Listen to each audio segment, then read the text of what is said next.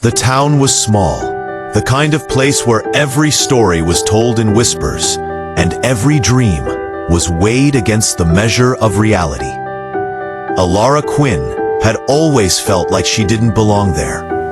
From the time she could walk, there was something different about her, something the world didn't know how to understand. Her eyes burned with a quiet fire. Her words carried conviction far too bold for her age. And her imagination stretched beyond the dusty borders of that forgotten town. While other children played by the river, she would sit by her window and write stories about places she'd never seen. Her mother used to smile at her at first, proud of her daughter's wild mind. But as the years passed and the whispers grew, that smile faded into worry. In Elara's house, dreams were not nurtured, they were scolded. Her father, a man bent under the weight of unrealized hopes, saw ambition as a threat. He believed the world had no room for softness, no patience for dreamers. "You'll only end up disappointed," he'd say every time she mentioned writing. His words stung more than the beatings he sometimes delivered when anger overtook him. Her mother, fragile and fearful, tried to protect her, but mostly remained silent, trapped in her own surrender. So, Elara learned early that silence was a survival tool. But inside her, silence burned like a cage. At school, things were no better. Elara was smart. Too smart for a place that punished curiosity. Teachers told her to stop asking questions. Classmates mocked her for speaking with confidence. "Who do you think you are?" they'd sneer. "You're just a poor girl from nowhere." She didn't fight back. She watched, she endured. Every insult, every cruel laugh, every shove in the hallway became fuel for the fire that was building quietly inside her. When they laughed, she wrote. When they called her names, she imagined a world where she didn't have to hide who she was. By 16, she understood something that most adults in that town never would, that cruelty was just fear disguised. They hated what they couldn't control, and her spirit was the one thing no one could tame. But the constant battles wore her down. Every night, she'd lie awake, staring at the cracked ceiling, wondering if maybe they were right. Maybe she was reaching for too much. Maybe her voice wasn't meant to be heard. The doubt crept in slowly, like frost spreading across glass. Then came the night everything shattered. Her father had been drinking again. The argument started small. A question about her future, about the story she kept writing when she should have been working. His anger built until it filled the room. There was shouting, a slammed door, the sound of glass breaking. She stood still, frozen, until his hand met her face. For a moment, everything was silent except for the ringing in her ears. And in that silence, something in her broke. Not her spirit, but her attachment to that place, to that life. She realized she could no longer live in a world that demanded she dim her light to make others comfortable. The next morning, before the sun rose, she packed what little she had. Her worn-out notebook, a photograph of her mother, and the few coins she'd saved. She looked around her small room one last time, her eyes landing on the cracked mirror where she'd often whispered dreams to her reflection. This time, she didn't cry.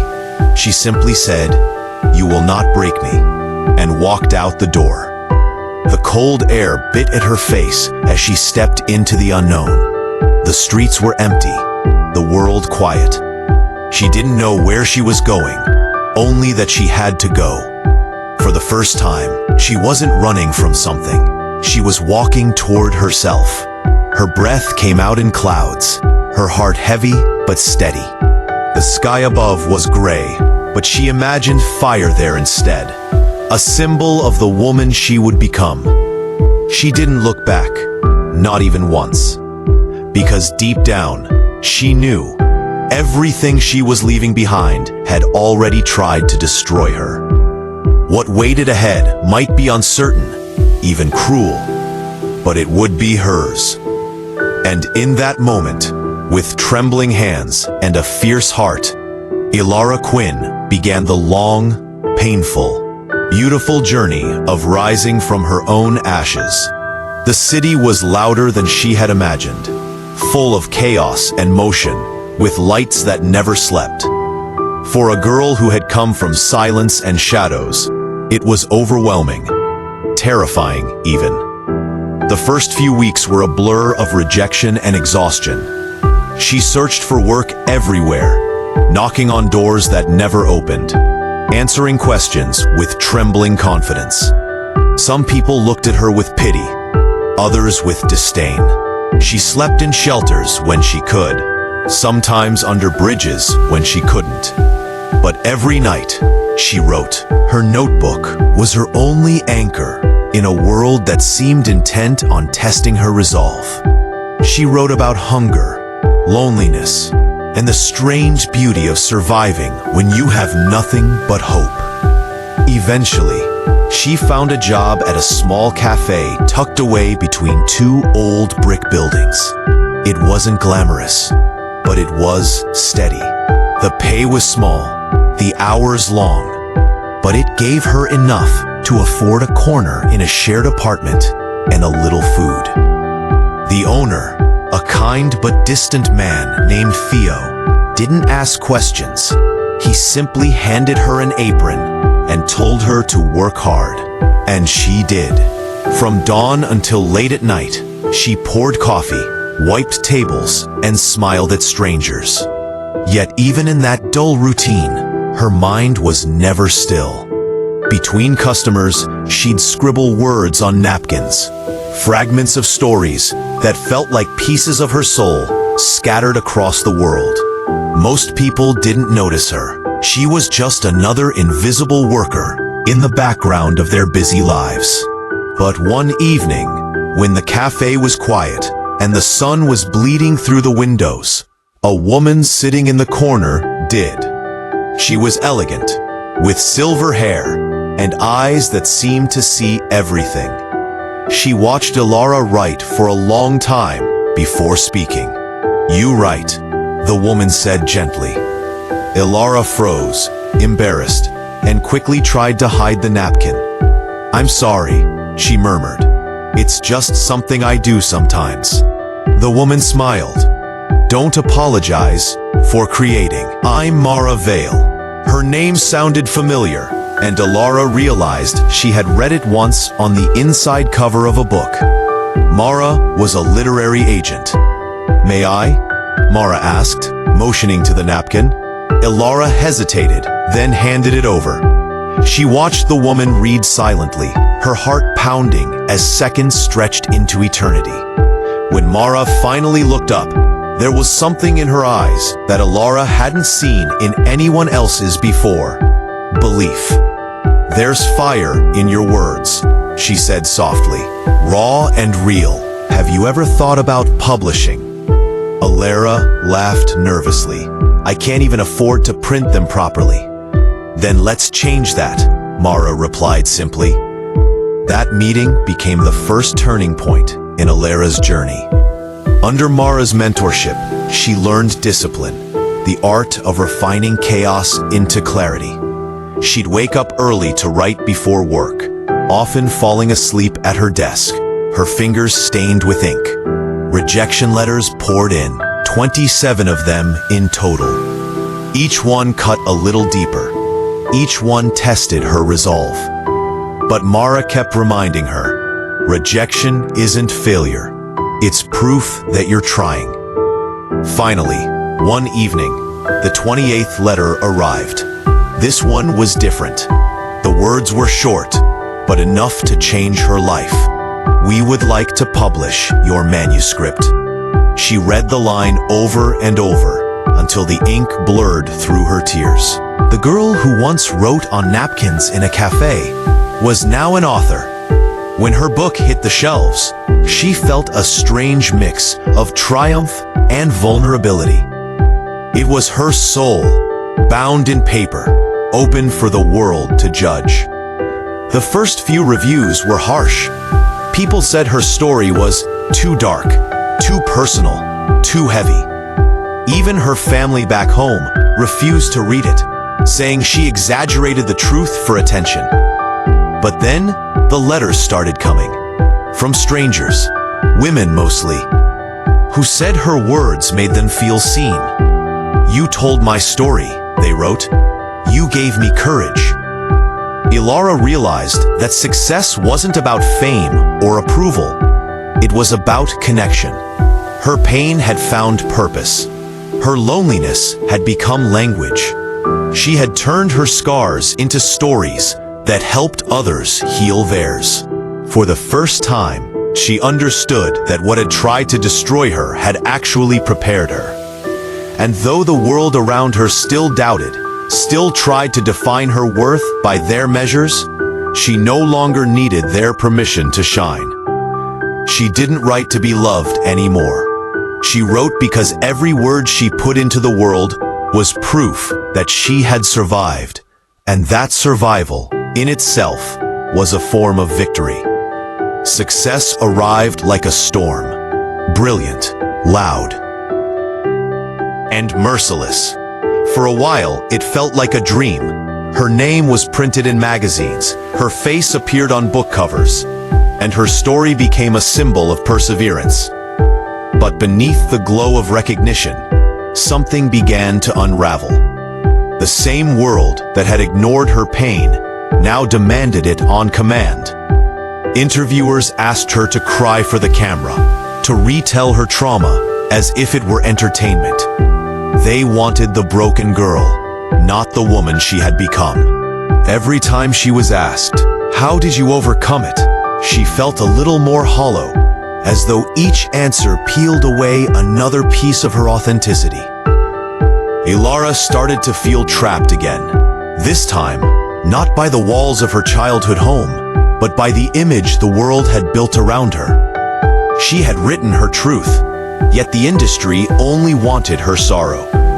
They loved her pain, but not her peace.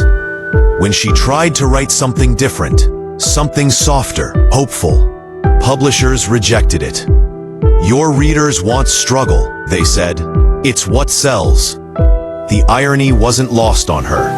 She had escaped one kind of control, only to fall into another. The pressure became unbearable. The constant travel, the endless interviews, the way every part of her life had to be curated for others to consume.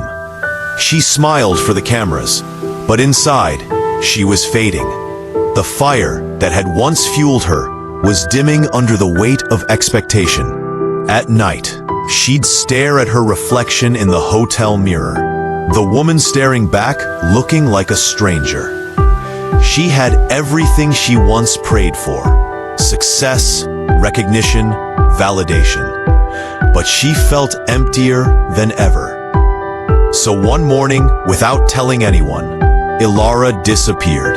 She turned off her phone, deleted her social accounts, and vanished from the public eye. Her publisher called it a mental health break. The media called it a mystery. But Elara knew the truth. She needed to remember who she was before the world told her who to be.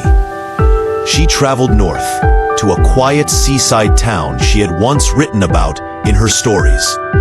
The place was small, with salty air and wind that carried whispers of forgotten things. She rented a cabin by the shore, small enough to feel human again. There was no noise, no flashing lights, no one asking her to bleed for their inspiration. Just the sound of the waves and her thoughts. For weeks, she did nothing but breathe. She walked barefoot along the sand, let the cold water numb her skin, and sat in silence for hours. It was strange at first. loneliness felt unfamiliar after years of constant noise. But slowly, she began to hear her own voice again, the one that had been buried beneath applause and expectation. It spoke softly, but truthfully. You are not your pain. You are not your success.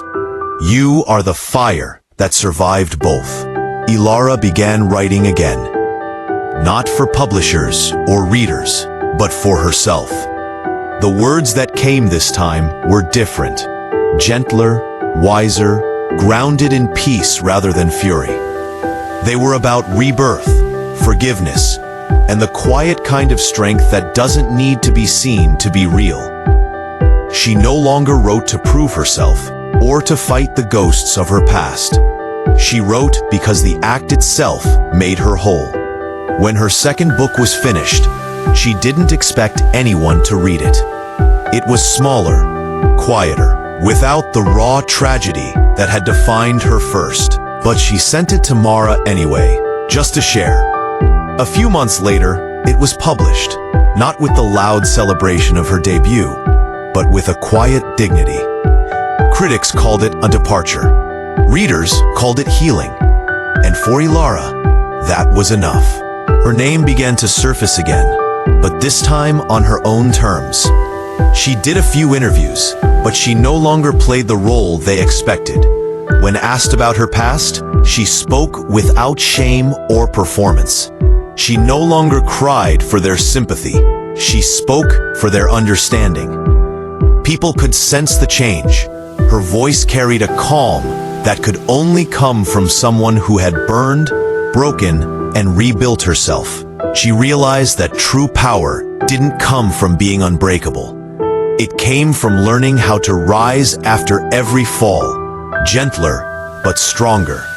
Pain had been her teacher, but peace had become her reward. And for the first time, she no longer feared losing the spotlight. She had found something far more valuable than fame. She had found herself. Years later, the world knew her name, not as the girl who suffered, but as the woman who endured. Time had carved her pain into wisdom, and her voice had grown into something unshakable, steady, grounded, alive. The world around her had changed, but what truly mattered was how she had changed within. She no longer wrote to prove anything, no longer spoke to be heard. She spoke because there were people who needed to remember what she had once needed to hear. That it is possible to rise from nothing, to turn wounds into wings, and to build a life, not in spite of the fire, but because of it. The auditorium was packed that evening, rows upon rows of faces, some young, some old, all waiting for her to speak. The stage lights were blinding, but she didn't flinch. She had once feared the gaze of others. Now she met it with strength. Her heart thudded slowly, not with nerves, but with gratitude. She stepped up to the microphone, took a breath, and began. Not with rehearsed lines, not with a polished speech, but with truth. They tried to break me, she said quietly, her voice carrying the weight of everything she had lived through. But they forgot something important. Fire does not fear destruction. Fire becomes stronger when it's tested. A hush fell over the room. Every word she spoke came from scars that had healed into lessons. She told them about the nights she went hungry, the rejection letters that almost silenced her, the moments she thought she had nothing left to give. But she didn't speak with bitterness, only power. She spoke of how the same pain that once broke her had also rebuilt her, reshaped her, refined her. She told them how she learned that strength wasn't about never falling, but about standing up again, even when the world expected you to stay down. As she spoke, faces in the crowd changed. Tears, smiles, quiet nods. People weren't just listening, they were feeling. Her story wasn't just hers anymore. It belonged to everyone who had ever been told they were too much or not enough. It belonged to everyone who had been beaten down by circumstance, but still dared to dream. When she finished, the room erupted in applause, loud, unrestrained, the kind that feels like thunder shaking the air. But Elara didn't need their praise. She smiled softly, bowed her head, and felt a peace she had never known before. After the event, she walked outside into the cool night. The city lights shimmered around her like 1,000 tiny fires, reflecting in the puddles on the pavement. She wrapped her coat tighter, her breath visible in the air, and smiled to herself. Somewhere far away, the girl who once stood at the edge of everything with a notebook and a promise was still walking beside her. The same spirit, but no longer trembling, steady, bright, unbreakable. Later that night, alone in her quiet apartment, she opened an old box from the top of her shelf. Inside was that same worn notebook she had carried when she first left home. The pages were yellowed, the ink faded, but every word still pulsed with life. On the first page, she had once written in shaky letters, "You will not break me." She traced the words with her fingers and felt tears slip down her cheeks, not of sadness, but of awe. She had kept that promise. She picked up her pen and wrote one more line beneath it. "You didn't just survive, you rose." Then she closed the notebook and placed it gently back in the box, as though returning a relic to its rightful place. For years, that notebook had held her story. Now, she realized, her story had outgrown its pages. She turned off the lights and stood by the window, watching the city pulse with life. The world still burned, still hurt, still healed, and she too would keep burning, hurting, and healing with it. Because fire never truly dies, it transforms.